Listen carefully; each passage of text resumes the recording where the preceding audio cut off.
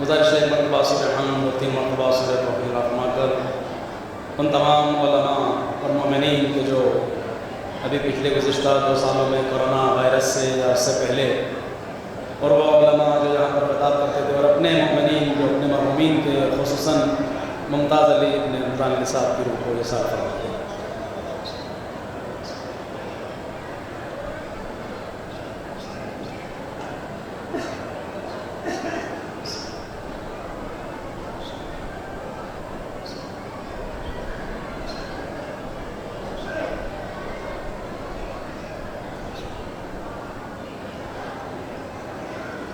صلوات علی محمد و آل محمد۔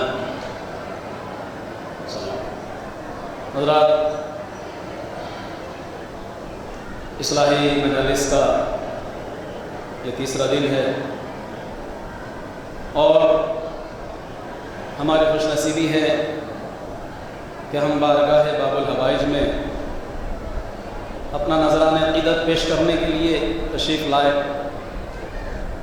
ظاہر ہے کہ یہ سعادت اگر انسان کو نصیب ہو کہ وہ اہل بیت علیہ السلام کی اس بزم میں کہ جہاں ان کا ذکر ہو وہ تشریف لائے اور آئے، تو یہ بھی اس پر اللہ کا ایک کرم ہے، اس کی عنایت ہے۔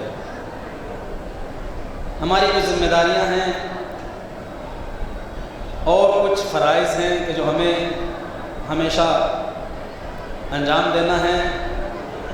اللہ نے ہمیں خلق کیا ہے معصومین کے توسل سے اور ان کو ذریعہ بنایا ہے اس کائنات کی تخلیق کا، تو پھر ہماری کچھ ذمہ داریاں بھی ہیں کہ ہم اللہ کے عرفان کو، اس کی معرفت کو، اہل بیت کی معرفت کو درک کریں اور حاصل کریں۔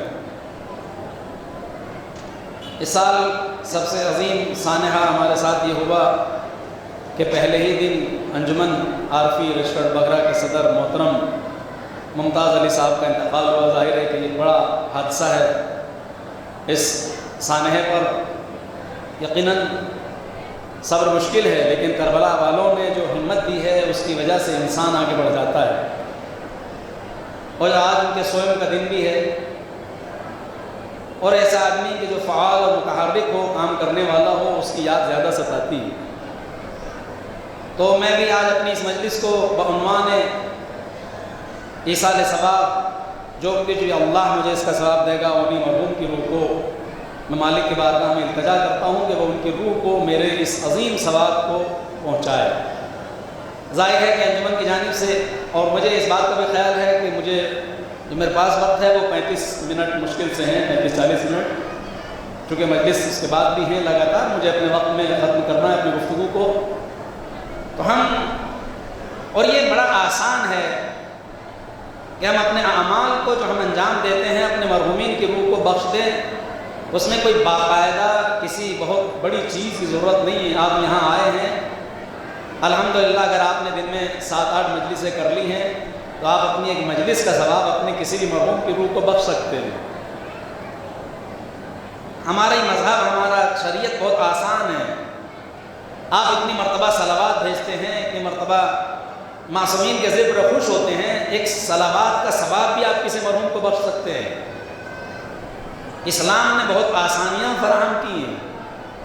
آپ نے ایک مجلس میں 20 مرتبہ صلوات بھیجی، آپ نے کہا معبود ایک صلوات کا ثواب میرے والد کی روح کو بخش دے، میرے دادا کی روح کو بخش دے۔ کتنا آسان ہے ہمارا مذہب۔ اس نے بندوں کی مصلحت کے لیے اور ہماری فلاح و بہبودی کے لیے بہت ساری چیزیں رکھی ہیں۔ جس آیت کریمہ کا میں نے شرف تلاوت حاصل کیا، یہ سورہ انبیاء کی آیت نمبر 87 ہے، 87ویں۔ اور یہ آیت وہ ہے کہ جو ہم نماز غفیلہ میں پڑھتے ہیں۔ اب میں بچوں کے لیے خاص طور سے اور نوجوانوں کے لیے عرض کرتا ہوں نماز غفیلہ کیا ہے۔ ماشاءاللہ آپ روزانہ نماز پڑھتے ہیں، صبح کی 2 رکعت، ظہر کی 4 رکعت، عصر کی 4 رکعت، مغرب کی 3 رکعت، عشاء کی 4 رکعت۔ نماز مغرب کے بعد آپ نافلہ مغرب پڑھتے ہیں 4 رکعت، لیکن اسی کے بیچ میں اس کا حکم ہے نماز غفیلہ کا۔ اور اس کے لیے معصومین علیہ السلام نے روایت کی ہے کہ جو اس نماز کو پڑھے گا اللہ اس کے رزق میں برکت دے گا۔ یہ بھی تعقیبات میں شامل ہے نماز مغرب کی، مگر مغرب اور عشاء کے بیچ میں ہے۔ جس کو ہم عام طور سے نہیں پڑھتے، اسی لیے میں متوجہ کرا رہا ہوں، اور اس میں رزق کی ضمانت دی گئی ہے۔ ہو سکتا ہے کوئی یہ کہے کہ وقت نہیں مل رہا ہے، آپ کو 4 رکعت وہ بھی پڑھنا ہے، تو یہاں بھی علماء نے اتنی رعایت دی ہے کہ آپ 2 رکعت نماز غفیلہ پڑھ لیں اور 2 رکعت پھر نافلہ پڑھ لیں تو وہ 4 خود بخود ہو جائے گی۔ نماز غفیلہ میں سر الحمد ہے، اور الحمد کے بعد یہ والی آیت ہے جو میں نے پڑھی ہے پہلی رکعت میں، دوسری آیت ہے اور قنوت ہے، اور یہ بہت اہم نماز ہے، علماء نے بڑی تاکید فرمائی ہے۔ 12 لوگ اشارہ کرنا تھا، کر دیا، اب آیت آپ کی خدمت پیش کر رہا ہوں۔ وَظَنُّونَ إِذْ ذَهَبَ مُغَاضِبًا، اور مچھلی والے نبی نے، مچھلی والا نبی، یہ بچے متوجہ ہو جائیں مچھلی والا نبی کون ہے۔ ہمارے ہاں کوئی حادثہ ہو جاتا ہے، کوئی کاروبار کرنے تو اس کے نام سے جاننے لگتے ہیں، یہ ٹھیکیدار ہے، یہ فلاں چیز بیچنے والا ہے، یہ فلاں ہے۔ انبیاء میں بہت سے نبی ایسے ہیں کہ جنہوں نے کسی شناخت سے پہچانا گیا، جناب موسیٰ، جناب عیسیٰ، یحییٰ، داؤد، سارے نبی ہیں، لیکن یہ مچھلی والا نبی کون ہے؟ اس کو قرآن نے کہا وَظَنُّونَ، مچھلی والا نبی کون؟ جناب یونس۔ انہیں مچھلی والا کیوں کہا گیا؟ کہ انہیں مچھلی نے نگل لیا تھا، اور یہ پورا واقعہ ہے، بس مجھے اسی پر کچھ اشارے دینے ہیں، کچھ نوجوانوں تک کچھ میسیج پیغام پہنچانا، اپنے وقت میں اپنی بات کو تمام کر دینا ہے۔ ایک نبی ہے جناب یونس، آپ نے دیکھا ہوگا بہت سے نبیوں نے الگ الگ کاروبار کیے ہیں، الگ الگ پیشے اختیار کیے ہیں۔ بہت سے قوم میں، ہمارے مسلم عوام میں، ہمارے مسلمان دوستوں میں بہت سے لوگ اپنے آپ کو ادریسی لکھتے ہیں۔ کون؟ کہ جو سلائی کا کام کرتے ہیں۔ کہ یہ ادریسی کون ہے؟ کہ جناب ادریس سلائی کا کام کرتے تھے تو ادریسی لکھنے لگے۔ کوئی جو لوہار ہیں، جناب داؤد لوہے کا کاروبار کرتے تھے تو لوگ ان کے نام سے منسوب کرنے لگے اپنے آپ کو۔ تو کاروبار یا مزدوری یا محنت کوئی پیشہ برا نہیں ہے، ہاں فالتو بڑے گھر پہ رہ کر، بیکار رہ کر، بلا وجہ فری کھانا، یہ نقص ہے۔ تو جناب یونس نے اپنی قوم کو 33 سال، تقریباً 33 سال تبلیغ کی، 33 ایئرز، 33 سال۔ 33 سال میں صرف 2 لوگ ایمان لائے، صرف 2 لوگ۔ اب نبی عاجز آ گئے، پریشان آ گئے، اپنے مالک کی بارگاہ میں دعا کہ معبود یہ قوم سدھرنے کا نام ہی نہیں لے رہی، لہذا ان پہ عذاب نازل فرما۔ اور اس سے پہلے جناب یونس گئے ایک عابد کے پاس، عبادت کرنے والا عابد، عبادت کرنے والا، اس سے رائے لی کہ میں کیا کروں اس قوم کا، یہ قوم سمجھنے کا نام ہی نہیں لے رہی ہے۔ اس عابد نے کہا، عبادت کرنے والے نے، نماز پڑھنے والا، روزہ رکھنے والا، اچھے اچھے کام کرنے والا، اس نے کہا بد دعا کر دیجئے، بد دعا کر دیجئے۔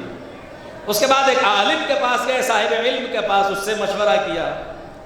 نبی ہیں مگر مشورہ کر رہے ہیں، یہ اس بات کی علامت ہے کہ ہمیں مشوروں سے پیچھے نہیں ہٹنا چاہیے۔ مولا کائنات نے بھی تاکید فرمائی مشورہ کرو، اس لیے کہ 10 رائے لوگے تو کوئی نہ کوئی تو صحیح رائے دے ہی دے گا۔ صلوات بر محمد و آل محمد۔ مشورے سے انسان کی عقل بڑھتی ہے، مشورے سے انسان کے تجربات میں اضافہ ہوتا ہے۔ تو عالم دین نے کہا ابھی بد دعا نہ کیجیے، ابھی تھوڑا اور انتظار کیجیے، سمجھائیے، کوشش کیجیے۔ عابد نے کیا کہا تھا؟ بد دعا کر دیجیے۔ عالم نے کیا کہا؟ بد دعا نہ کیجیے، سمجھائیے، ان کو موقع دیجیے۔ مگر جناب یونس غصے میں تھے نا، نکل گئے، بد دعا کی، اپنی قوم کو بد دعا دی اور اپنے وطن سے نکل گئے۔ مقام نینوا کے قریب پہنچے تو قوم نے دیکھا کہ آثار عذاب ظاہر ہو گئے، عذاب ظاہر ہونے لگا، ان کے رنگ پیلا پڑ گیا، آنکھیں دھسنے لگیں، ایسا لگتا ہے جسے اب مرے تب مرے، یہ حالت ہونے لگی۔ وہ سمجھ گئے کہ نبی ناراض ہو کے گئے، لہذا وہ پریشان ہوئے اور عالم کے پاس آئے تو اس نے کہا ایسا کرو کہ سب اپنے اپنے آپ کو الگ الگ کر لو، مائیں بچوں سے الگ ہو جائیں، جانوروں کو گھروں سے دور کر دو، مرد عورتوں سے الگ الگ ہو جائیں، مالک کی بارگاہ میں گڑ گڑائیں تاکہ وہ خدا اپنے بندوں پر رحم نازل کرے، ورنہ ایک نبی بد دعا دے کے گیا ہے۔ قوم نے ایسا ہی کیا، بچوں کو الگ کر دیا، یہ الگ ہو گئے، وہ الگ ہو گئے۔ کتنا کریم ہے وہ پروردگار، ایک مرتبہ نبی کی دی ہوئی بد دعا بھی اس نے ڈال دی، اس لیے اس نے دیکھا بچے رو رہے ہیں، جانور پریشان ہیں، انسان گریا کر رہے ہیں، ارے ہم اس خدا کے کرم اور اس کی عنایت کو نہیں سمجھ پاتے۔ وہ اپنے بندوں پر جب کرم کرنے پہ آتا ہے تو اپنے نبی کی بددعا کو بھی رد کر دیتا ہے۔ صلوات بر محمد و آل محمد۔ اور یہی سے عابد اور عالم کا بھی فرق محسوس ہوتا ہے کہ عالم انسان کو، پوری قوم کو اچھائی کی طرف لے کے جاتا ہے، موقع دیتا، چانس دیتا ہے۔ بہرحال وہ تو نکل لیے، اور جب نکلے تو دریا کے قریب پہنچے، وہاں کشتی سب تیار تھی، وہاں بیٹھ گئے، کشتی میں بیٹھ گئے۔ کشتی کچھ دور چلی تھی کہ دریا میں تلاطم آ گیا، طوفان آ گیا، اور کشتی ڈامڈول ہونے لگی، کبھی ادھر کبھی ادھر، اب تب ڈوبنے کے قریب آ گئی۔ لوگوں نے کہا ہمارے درمیان کوئی ایسا شخص آیا ہے جو اپنے غلام، اپنے آقا سے بھاگ کر آیا ہے، اپنے مالک سے بھاگ کر آیا ہے، یا کوئی اس نے ایسا کام کیا ہے جو مناسب نہیں تھا۔ اس کا مطلب یہ ہے آج سے ہزاروں سال پہلے قوم یہ جانتی تھی کہ اگر عذاب آتا ہے تو وہ اللہ کی جانب سے نہیں بلکہ ہماری کرتوت کی بنیاد پہ آتا ہے، ہماری کاموں کی وجہ سے آتا ہے۔ پھر میں جھنجھوڑنا چاہوں گا پوری امت مسلمہ کو بھی اور پوری عوام کو بھی کہ آج بھی اگر کوئی عذاب آ رہا ہے تو اس کے پیچھے کوئی اور نہیں، ہمارے اعمال ہیں۔ آج یہ ہے جو سب باتیں تو یہاں سے پیش نہیں کی جا سکتی نا، ماشاءاللہ صاحبان علم ہے، صاحبان فہم ہیں، ہم اپنا تجزیہ کریں۔ آج مشکلیں کیوں ہیں، آج پریشانیاں کیوں ہیں، یہ مشکل وہ مشکل وہ مشکل، دنیا بھر کے مشکل، حجاب کی مشکل، اذان کی مشکل، فلاں مشکل، یہ ذمہ دار خود ہم ہیں، مگر اس کا حل بھی ہمارے پاس ہے۔ ہمارے پاس حل ایسے ہے جیسے یونس کی قوم کے پاس تھا، خیر، اور ان کو ڈال دیا اس کو۔ اب کہا کہ کیا ہو، کہا قرآن ایک کسی آدمی کا صدقہ دے دیا جائے، کیا کہ دریا میں ڈال دیا جائے، مچھلی نکلے کچھ بھی ہو، ہم سے مطلب نہیں۔ اب ظاہر ہے کوئی جانے کو تیار ہی نہیں، کون دریا میں کودے گا کس کو؟ جب کوئی جانے کو تیار نہیں تو کہا قرآن اندازی کی جائے، جس کے نام قرآن نکلے گا اس کو دریا میں ڈال دیا جائے گا۔ سب کے نام ڈالا، کسی کا قرآن نہیں نکلا، جناب یونس کے نام نکلا۔ لیکن لوگ انہیں جانتے نہیں تھے کہ نبی ہیں، بھائی وہ لوگ دوسرے علاقوں کے تھے، قوم جانتی تھی، یہ لوگ نہیں جانتے، یہ تو پیسنجر ہے، مسافر ہے۔ آپ کتنے بڑے کیوں نہ ہو، ہم سفر کر رہے ہو، آپ کو کون جانے بس میں آپ کون ہے؟ لیکن آثار شرافت دیکھ کر کشتی والوں نے یہ کہا یہ آدمی مہذب لگ رہا ہے، یہ آدمی سلیقہ مند ہے، یہ آدمی مذہبی ہے، اس کو نہ ڈالو۔ دوبارہ پھر قرآن ڈالا، پھر انہی کا نام، پھر منع کیا کشتی والوں نے۔ اس کا مطلب یہ ہے ہمارا کردار، ہماری وضاحت ایسی ہونا چاہیے کہ خیر بھی پہچان لے کہ یہ مہذب ہے، یہ سلیقہ مند ہے۔ اگر ہم درگاہ میں آ کر اپنا حلیہ ایسے بنا لیں، ہماری ماں، ہماری بہنیں، ہمارے جوان، ہمارے بزرگ، کہ یہی پتہ نہ چلے یہ شیعہ ہے یا کوئی اور ہے، تو پھر آنے کا کوئی فائدہ نہیں ہے۔ بھائی یونس کو کپڑوں سے نہیں پہچانا، ان کے اخلاق، ان کے کیریکٹر، ان کی وضاحت سے پہچانا۔ جب تیسری مرتبہ قرآن اندازی کی گئی، پھر ان کا نام نکلا، تو جناب یونس نے خود ہی کہہ دیا نہیں، ہم کوئی بات نہیں ہے۔ یہاں سے ایک بات کا اندازہ اور ہوتا ہے کہ قرآن اندازی بری نہیں ہے، قرآن اندازی میں اللہ حق کو واضح کر دیتا ہے، بشرطے کہ حسن نیت سے ہو اور خلوص سے ہو۔ خلوص سے اگر ہیں اور ہم پھنس جاتے ہیں تو قرآن اندازی کرے تاکہ اللہ بتا دے ہمیں کہ ہمیں کیا کرنا ہے۔ خیر، تو جناب یونس کو ڈال دیا گیا، لوگوں نے پکڑا اور ڈال دیا کہ بھئی اب تو مجبوری ہے، کیا کیا جائے۔ جیسے جناب یونس کو دریا میں ڈالا، اللہ نے ایک بڑی زخیم اور قوی جثہ مچھلی کو حکم دیا، جاؤ میرے نبی کو نگل لو۔ مچھلی کشتی کے قریب آئی، اپنا منہ کھولا، اور جیسے ہی وہ ڈالا گیا، مچھلی نے جناب یونس کو نگل لیا۔ میرا سوال ہے نوجوانوں سے، ہم جب کوئی لقمہ نگلتے ہیں تو اس کا حشر کیا ہوتا ہے؟ یہ معدہ، یہ آنتیں کیا کرتی ہیں؟ اپنا کام کرتی ہیں، اس کو ہضم کر دیتی ہیں، اس لیے کہ ان کو اسی بات کا حکم ہے۔ مگر جیسے ہی نبی جناب یونس کو مچھلی نے نگلا، آواز قدرت آئی، مچھلی یہ میری امانت ہے، تیری غذا نہیں ہے۔ صلوات پر محمد و آل محمد، یہ میری امانت ہے، تیری غذا نہیں ہے۔ اب مچھلی میں اتنا مجال نہیں ہے، اتنی مجال نہیں ہے کہ وہ جناب یونس کو نگلنے کے بعد اپنے سسٹم کے تحت اسے اپنے اعتبار سے ہضم کر لے، نہیں۔ امام محمد باقر علیہ السلام ارواحنا لہ الفدا سے روایت ہے کہ 7 دن جناب یونس مچھلی کے پیٹ میں رہے۔ بعض روایتیں 40 دن کی بھی ہیں، لیکن ایک 7 دن کی بھی ہے، کم سے کم ہی مان لیجیے چلیے۔ اور مچھلی پورے دریا میں جناب یونس کو سیر کراتی تھی۔ سمندر میں کتنی گہرائی، کتنا اندھیرا، اور وہ مچھلی کا پیٹ جہاں سے آدمی نکلنے کا تصور ہی نہیں کر سکتا، امکان ہی نہیں ہے۔ مچھلی کے پیٹ میں چلا جائے انسان، کوئی بھی چیز کہیں نکل سکتی ہے، لیکن اب کیا ہوا؟ فَظَنَّ أَن لَّن نَّقْدِرَ عَلَيْهِ، وہ سمجھ رہے کہ ہم ان کے اوپر سختی نہیں کر سکتے ہیں، لیکن ایسا نہیں ہوا۔ فَنَادَ فِي الظُّلُمَاتِ، انہوں نے تاریکیوں میں آواز دینا شروع کی، لا الہ الا انت سبحانک انی کنت من الظالمین، تیرے سوا کوئی معبود نہیں ہے، ظالم تو میں ہوں، تیرے سوا کوئی لا الہ الا انت، صرف تو معبود ہے، فسبحانک، تیری ذات پاک و پاکیزہ ہے، انی کنت من الظالمین، اور میں نے ظلم کیا، میں نے ظلم کیا۔ کیا ظلم کیا تھا جناب یونس نے؟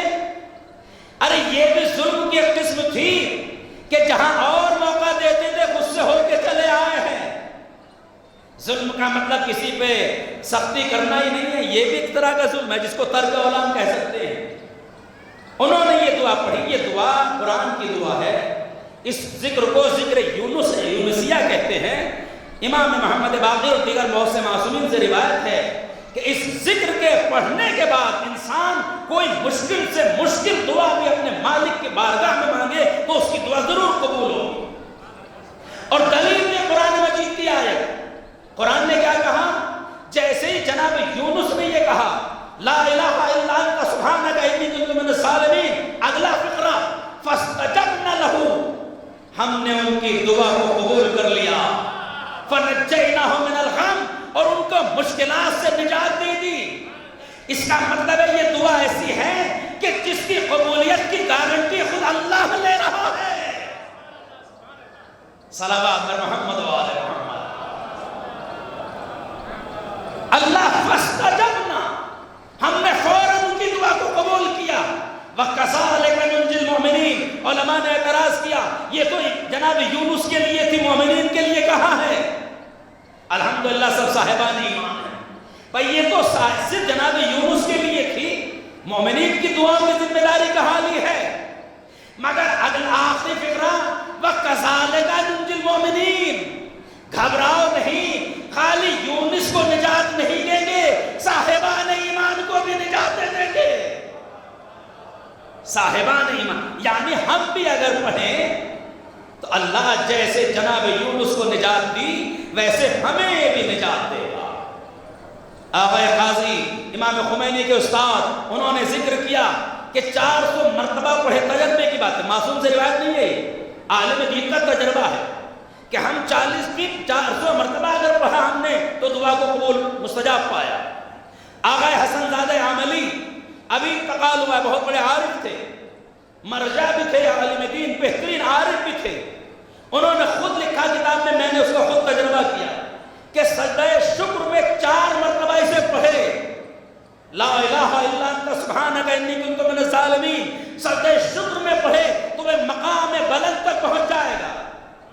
مرجع علماء ہمیں معلوم نہیں ہے، کاش ہمیں بتایا جائے قرآن مجید کی آیات میں کتنا دم ہے، اور جب نبی نجات پا سکتا ہے تو وہ صاحبان ولا بھی نجات پا سکتے ہیں جو اہل بیت کے در سے وابستہ ہے۔ اسی لیے مولا نے فرمایا کہ تم بھی پڑھو گے تو تمہیں نجات مل جائے، لا الہ الا انت سبحانک انی کنت من الظالمین۔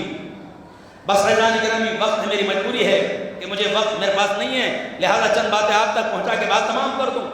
اگر ہم مشکلات میں گھر جائیں تو سہارا دیتا ہے ہمیں قرآن، سہارا دیتی ہیں معصومین کی دعائیں۔ انہوں نے بتایا کہ یہ مشکل ہے، آج کتنی بڑی مشکل آ رہی ہے قوم پر، مگر گھبرانے کی ضرورت نہیں ہے۔ گھبرانے کی ضرورت اس لیے نہیں ہے کہ جو قوم مشکلات کی عادی ہو چکی ہو اور اس کے پاس مشکل کشا ہو تو پھر گھبرانے کی ضرورت نہیں ہے۔ کبھی نہ گھبرائیے، کیا ہوگا؟ آئیے قرآن سے پوچھیں ہمارا کیا ہوگا۔ میں ابھی وہیں آؤں گا، جہاں تک میں نے چھوڑا مشکل، یونس مشکل میں تھے، نجات دے دی کیسے؟ جیسے یہ دعا پڑھی، مچھلی کو حکم ہوا جاؤ ان کو سطح سمندر پر یعنی کنارے دریا کے نکل دو۔